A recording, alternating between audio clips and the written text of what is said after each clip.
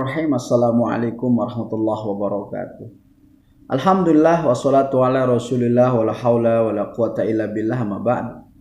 Sedang ramai ya terkait kasus begal ya yang lumayan menyedot perhatian masyarakat belakangan ini. Kemudian ada pro kontra ya mengenai sikap yang diambil oleh aparat dalam hal ini polisi. Kita tidak sedang membicarakan itu ya, karena itu ada ranahnya ya.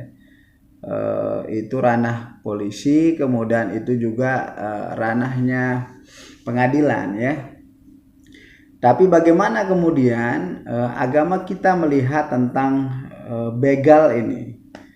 Kalau berbicara tentang pembegalan, ini kan sudah jelas sekali ya dalam agama kita, terutama dalam Al-Quran, bahwa tidak ada tempat bagi orang mengambil hak orang lain. As-sariqatu was-sariqatu faqta'u aydiyahuma.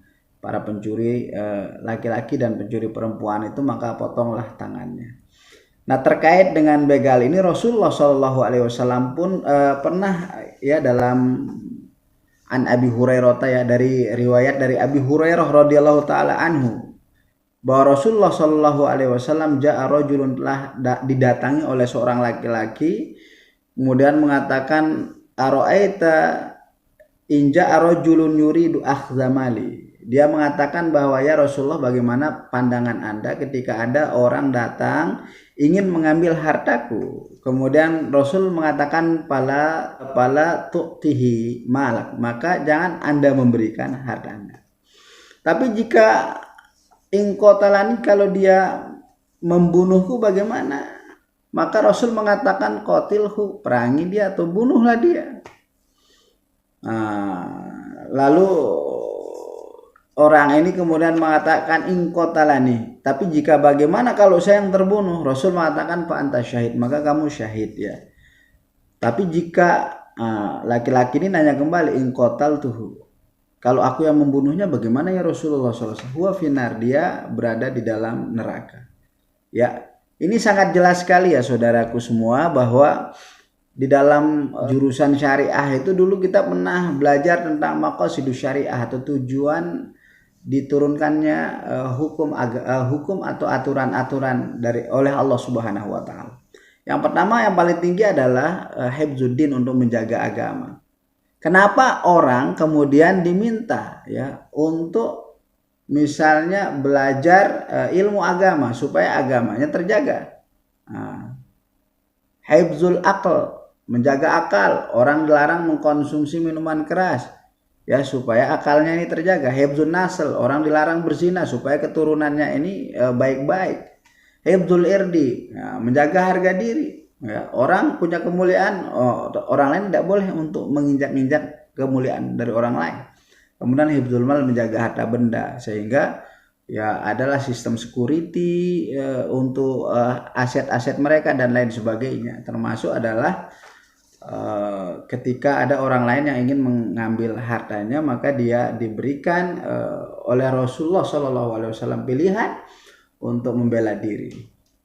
Nah, kalaupun misalnya setelah itu dia meninggal atau dia mati, maka dia syahid. Kalau seandainya si pembegal itu yang mati, maka dia di neraka ya.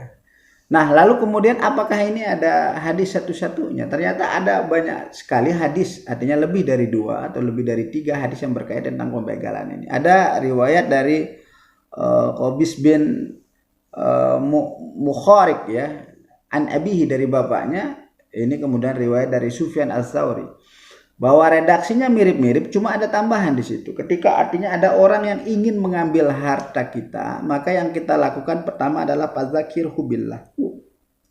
Dalam riwayat ini ditambahkan bahwa fadzakirhu billah, ingatkan dia untuk selalu ingat kepada Allah bahwa apa yang dia lakukan ini salah. Ingatkan, ini nggak boleh ngambil punya orang lain, ini nggak boleh ngambil motor aneh, ya. Ini nggak boleh, pembegalan itu dilarang Allah dan Rasulullah Sallallahu Alaihi Wasallam.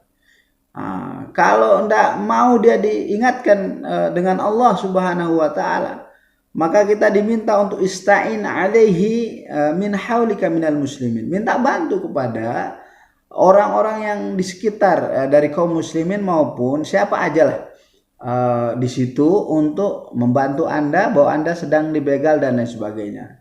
Misalnya Anda mengatakan maling-maling dan apalah istilahnya ya. Kalau ini pun nggak bisa, maka yang ketiga adalah maka istain, minta tolong bawa masalah ini mungkin suatu saat model pembegalannya itu tidak seperti langsung di jalan, tapi misalnya diancam dan lain sebagainya, maka laporkan ini ke pemerintah. Tapi dalam situasi yang misalnya sudah berhadap-hadapan, sudah diingatkan, tapi dia terus memaksa, sehingga kita sulit untuk membuat pilihan. Dan oleh para ulama mengatakan kalau Anda punya kemampuan, artinya Anda pernah belajar bela diri, ya, Anda pernah misalnya belajar ilmu kanuragan, Anda mampu untuk melindungi harta Anda, maka silahkan Anda melawan. Jikapun Anda harus mati, maka Anda mati syahid. Nah, tapi ada penjelasan dulu oleh dosen kita di kelas. Jadi kan maqasidus syara ini tahapan-tahapan. Ada tahapan-tahapan yang paling tinggi adalah hifzuddin, menjaga agama. Sehingga menjaga agama ini tidak boleh ada tawaran.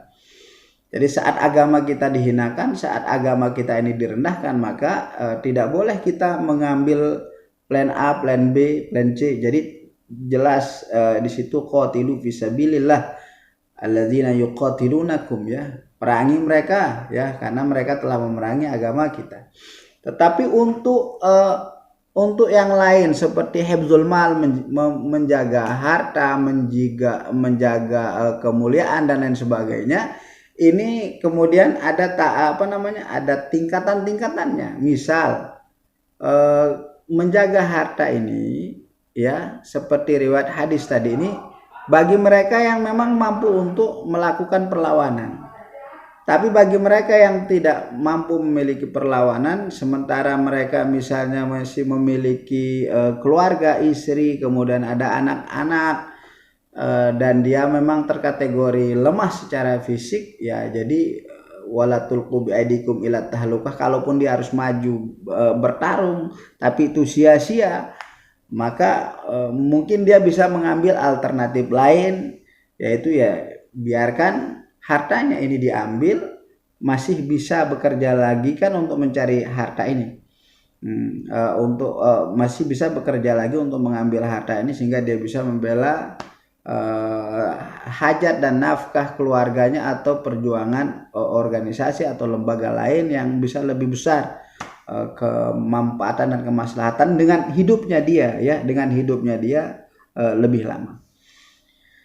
Saya kira ini, ya, sangat panjang pembahasan tentang ini sebenarnya, tetapi mudah-mudahan ini bisa dipahami dengan baik, dan mudah-mudahan juga apa yang menjadi harapan kita bersama itu tersampaikan dengan bagus. Terima kasih. Jazakumullah khairul jaza.